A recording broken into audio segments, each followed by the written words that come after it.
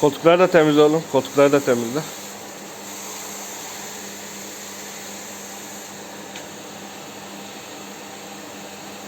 Tamam, oraya da vur. Hadi. Bak orada da kir var.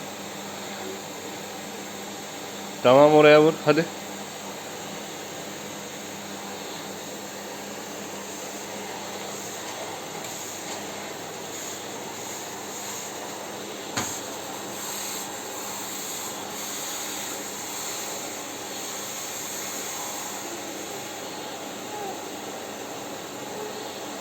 Senin elektrikli süpürgen nerede?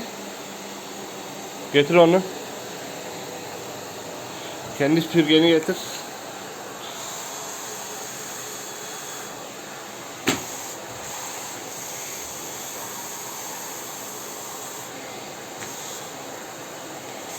Koltukları da temizle. Koltukları.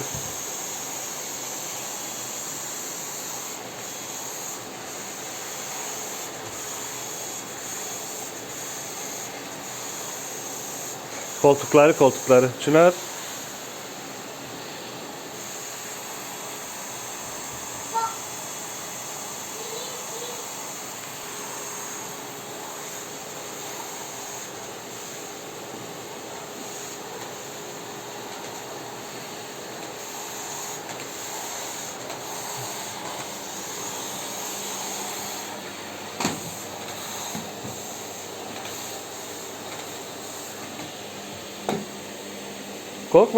Korkma.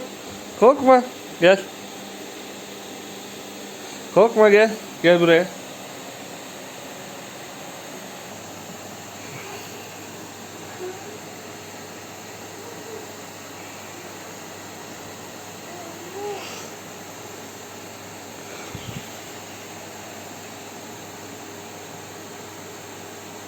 Hadi koltukları da temizle, bak koltuklarda.